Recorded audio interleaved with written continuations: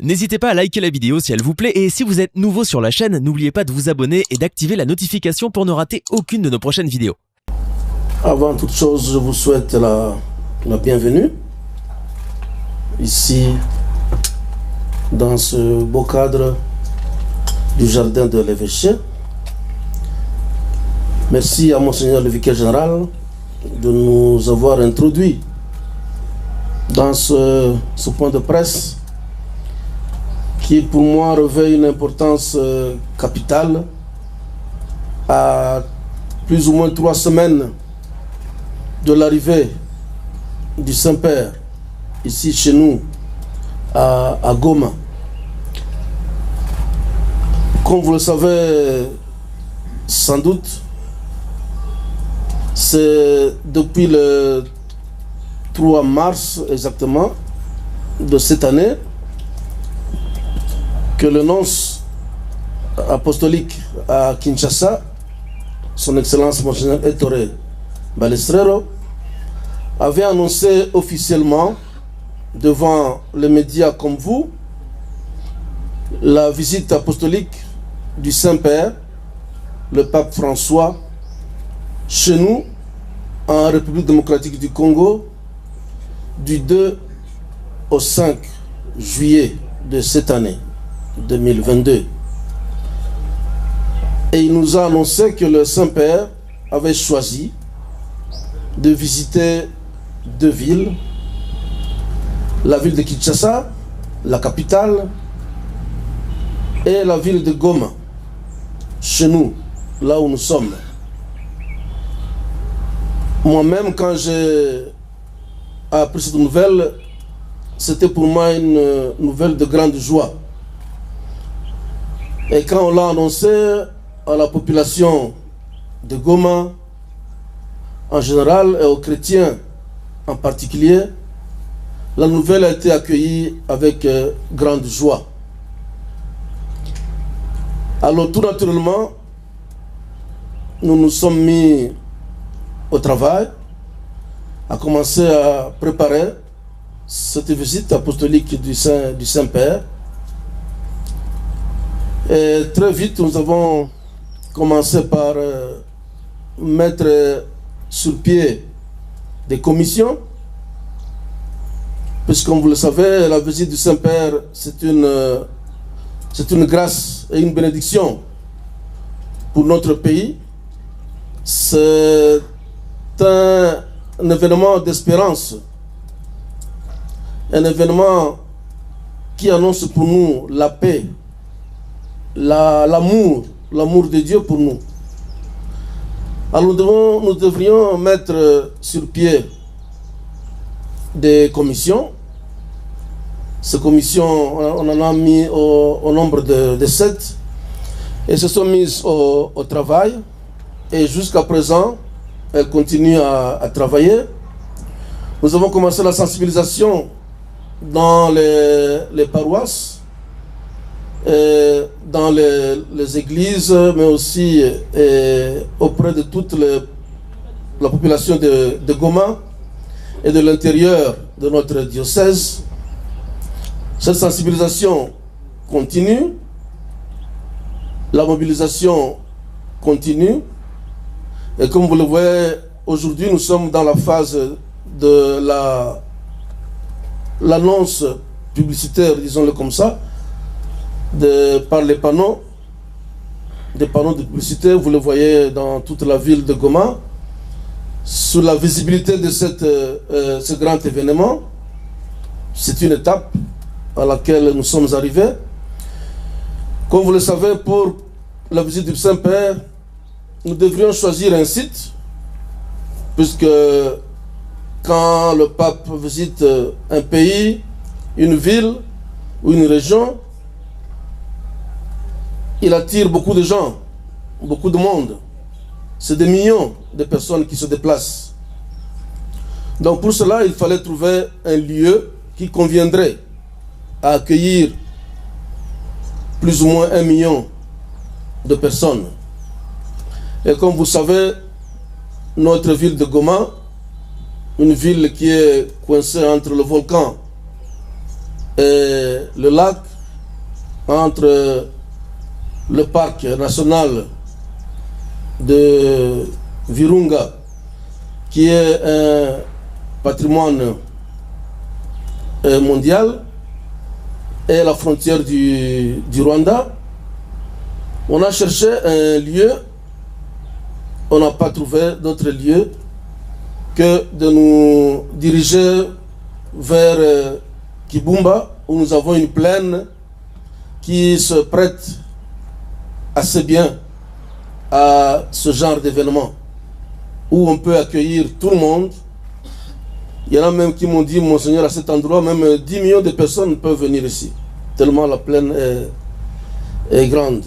Alors c'est comme ça que nous avons choisi le site de Kibaya, comme vous connaissez, près de Buumba, où nous allons accueillir le Saint-Père. C'est donc là-bas qu'il va célébrer une messe solennelle pour le peuple de Dieu qui est à Goma et pour toute la population du Nord Kivu et même de la région de l'Est du Congo. Puisque le Saint-Père ne s'intéresse pas seulement à la ville de Goma, il s'intéresse à tout ce qui se passe à l'Est de notre pays, parce qu'il sait bien que l'Est du Congo est devenu une région de beaucoup de souffrances. Les gens sont meurtris, ils vivent dans l'insécurité, dans les guerres à répétition qui n'en finissent pas. Alors, il vient, et c'est à cet endroit-là qu'il va célébrer une messe solennelle, au cours de laquelle il va invoquer la bénédiction de Dieu sur nous, la miséricorde de Dieu sur nous, afin que cette région de l'Est du Congo, mais pas seulement de l'Est du Congo, mais toute la région des Grands Lacs, puisse un jour retrouver la paix, la fraternité, la cohésion nationale, la cohésion, la cohabitation pacifique entre les communautés. Donc le site, comme vous le savez, c'est le site de Kibaya. Et actuellement, ce site est en train d'être aménagé. Et nous sommes sûrs qu'il sera prêt pour accueillir la messe du pape le 4 juillet. Parce que le pape lui-même, il a choisi de venir visiter la ville de Goma le lundi 4 juillet 2022. Je voudrais profiter de votre présence ici pour remercier tous ceux et toutes celles qui sont vraiment impliqués dans les préparatifs de la visite du Saint-Père. D'abord toutes les commissions, mais aussi le gouvernement national, le gouvernement provincial, l'Assemblée, la CENCO, l'Assemblée épiscopale provinciale de Bukavu, notre diocèse de Goma, les sociétés qui sont impliquées, comme la société Sokok qui est en train d'aménager le site, la MONUSCO qui nous prête main forte pour l'aménagement du site et des environs du site. Donc tous ceux qui interviennent, les chrétiens de nos paroisses à l'intérieur, les chrétiens d'ici à Goma, les pasteurs, les évêques des autres églises, nos frères musulmans qui sont aussi impliqués. En tout cas, à tous, je voudrais dire toute ma gratitude pour leur implication dans les préparatifs de la visite du Saint-Père. Vous savez, cette visite, c'est une grande joie. Le pape vient nous apporter une nouvelle de paix. Il vient nous inviter à nous réconcilier, puisque le thème qu'il a choisi, c'est tous réconciliés en Jésus-Christ. Il vient nous inviter à déposer les armes pour ceux qui ont pris les armes et à chercher à résoudre tous nos problèmes par le dialogue, par la rencontre, les échanges mutuels, le Barza, comme vous savez, chez nous et en Afrique, Barza communautaire. Il veut nous inviter à trouver les moyens pacifiques, les moyens non violents de résoudre nos problèmes. Il veut nous inviter à être chacun et chacune de nous un artisan de paix, artisan de communion. Que chacun de nous, chacune de nous soit habité par un désir de réconciliation avec l'autre, de pardonner à l'autre. Parce que vous savez, nous avons beaucoup de blessures dans nos cœurs. Donc c'est ce message-là que le Saint-Père nous apporte. Mais en même temps, sa visite est un grand défi. C'est un grand défi qui demande toute une logistique, qui demande la mobilisation de tous, qui demande que nous soyons tous unis, mobilisés comme un seul homme, comme une seule famille, pour que le pape, quand il arrive, il se sente bien accueilli, que tous ceux qui vont l'accompagner se sentent bien accueillis, qu'ils sachent que la population de Goma, l'église de Goma est une église accueillante. Goma, c'est une ville accueillante.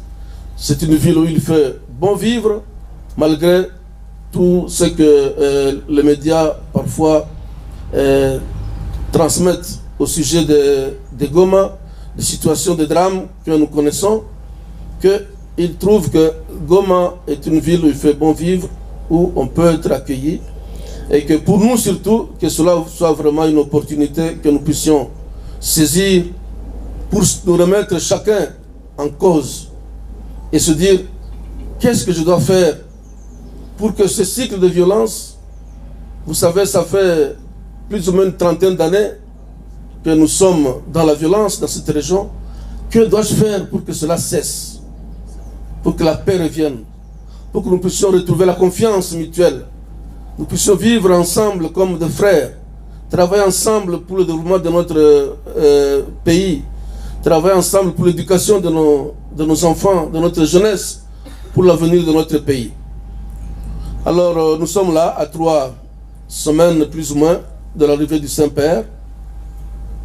Je suis heureux de voir que la mobilisation continue, mais le défi reste encore de taille, puisqu'on a encore besoin de beaucoup de choses, surtout pour bien accueillir nos frères et sœurs qui viendront d'autres régions du pays, d'autres diocèses, même des pays voisins.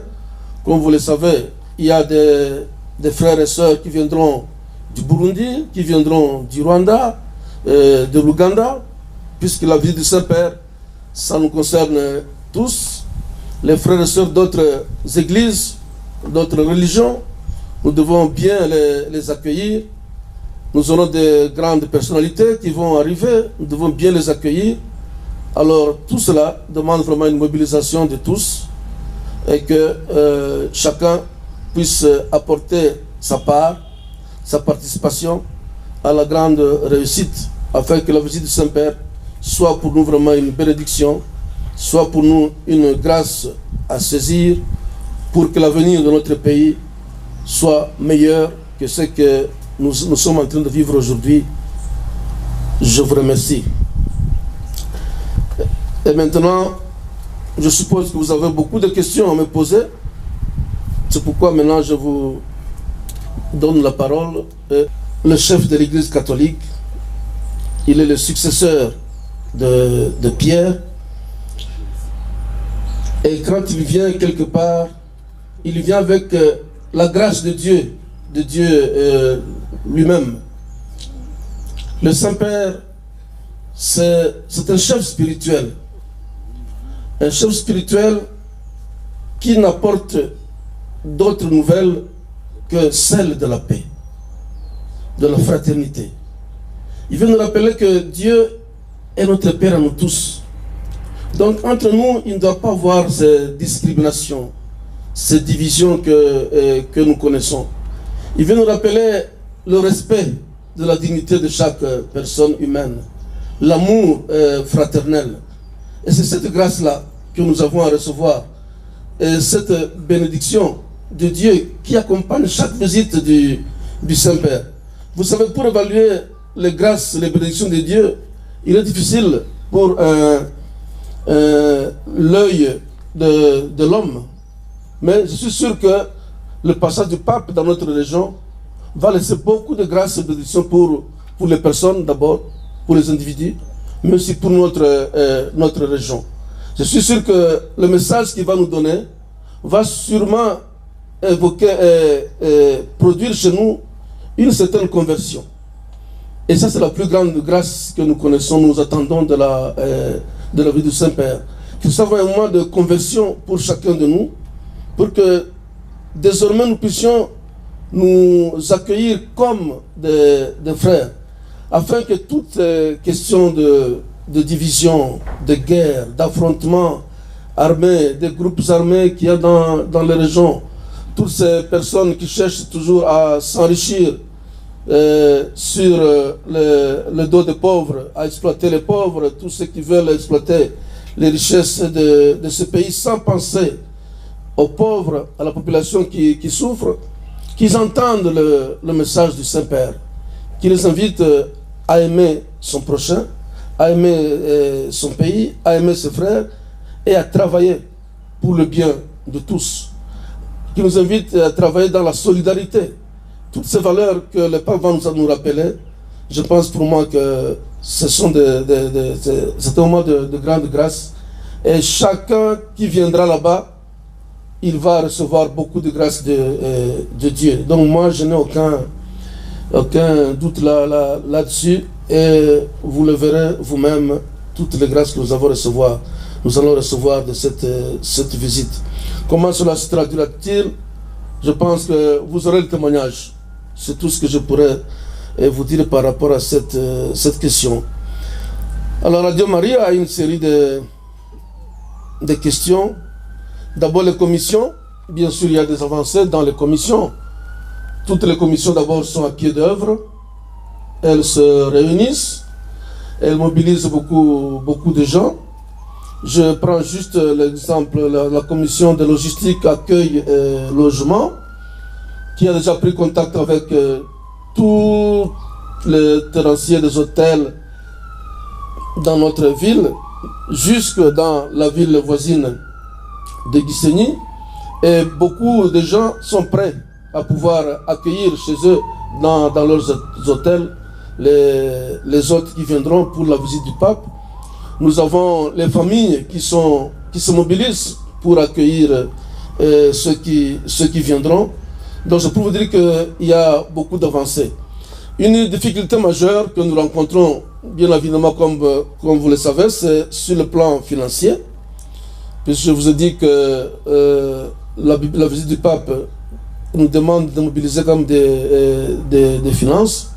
Et nous avons recouru aux fidèles chrétiens pour ce qui concerne l'accueil des hôtes, ce qui concerne la célébration de la messe. Là, nous devons vraiment compter sur nous-mêmes.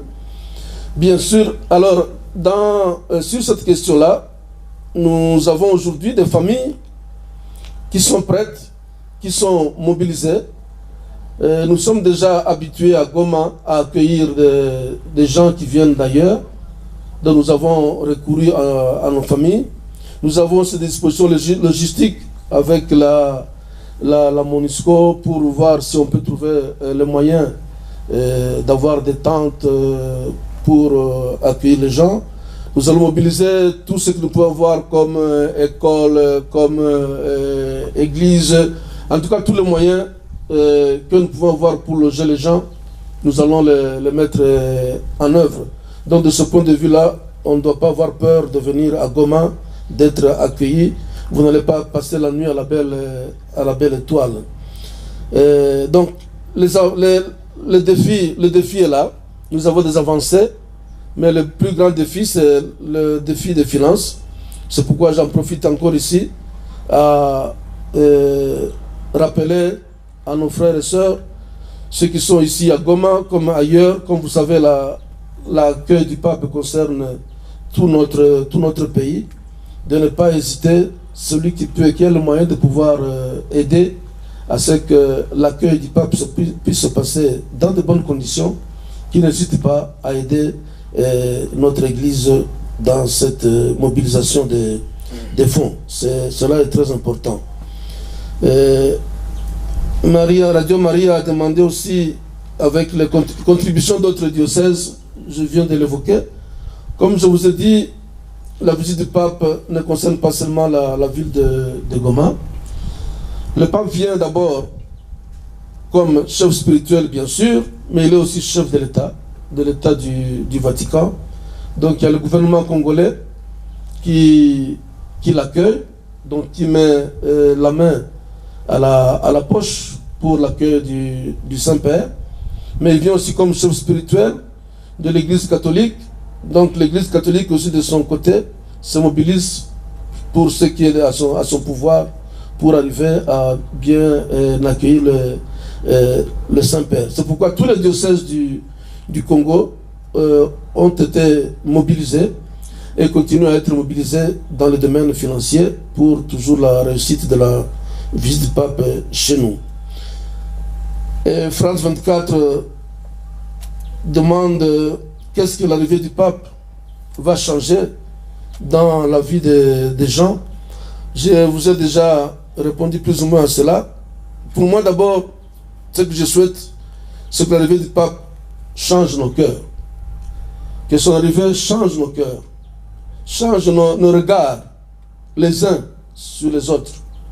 Il y a beaucoup de méfiance entre nous, de méfiance dans les familles, de méfiance dans nos relations. Que d'abord notre regard puisse changer. Parce que si notre regard change les uns sur les autres, si notre cœur change, nous trouverons nous-mêmes les moyens de pouvoir développer ce pays. Puisque le pays, comme vous savez, notre pays est un pays qui est très riche. Donc il dépend de nous de pouvoir le développer. Donc nous devons commencer par nous changer nous-mêmes. Je me rappelle ici toujours d'une anecdote d'un journaliste comme vous qui avait un jour demandé à Mère Teresa de Calcutta qu'est-ce que, comme vous savez, Mère Teresa de Calcutta était beaucoup engagée dans la question des pauvres, pour changer la vie des pauvres. Et le journaliste lui a demandé, mais qu'est-ce qu'on doit changer pour qu'il n'y ait plus de pauvres dans ce monde? Et il a répondu, toi et moi. Nous devons d'abord commencer par changer nous-mêmes. Et ça, c'est pour moi très important. Le pape vient. Qu'est-ce qui va changer? Peut-être qu'il y aura encore des groupes armés qui seront encore dans nos forêts, dans nos montagnes. Mais d'abord, notre cœur. Parce que si notre cœur change, si notre regard change les uns sur les autres, il n'y aura plus de groupes armés, il n'y aura plus de problèmes avec nos routes. Donc chacun va s'investir dans le développement de notre pays. Il y aura plus de solidarité entre nous, il y aura plus de justice entre nous, il y aura plus de joie de vivre entre nous. Voilà pour moi l'espérance qui m'habite. Donc je suis sûr que la visite du pape va changer beaucoup de choses dans notre vie. Et la dernière question de l'arrivée du président Kagame pour accueillir le pape. Moi, je serais très heureux si le président Kagame vient pour accueillir le pape, puisque le pape ne vient pas seulement pour une catégorie de personnes. Le message du pape, c'est le message de la paix et de la fraternité. Le Rwanda, c'est un pays voisin. Si le président du Rwanda se sent, il veut venir à la visite du pape, en tout cas, nous ne serons que heureux de pouvoir l'accueillir. Mais cette question-là, ça ne nous regarde pas. C'est une question des autorités et de la hiérarchie. Voilà ce que je peux vous répondre. Merci beaucoup, Monseigneur, pour cette vague. N'hésitez pas à liker la vidéo si elle vous plaît et si vous êtes nouveau sur la chaîne, n'oubliez pas de vous abonner et d'activer la notification pour ne rater aucune de nos prochaines vidéos.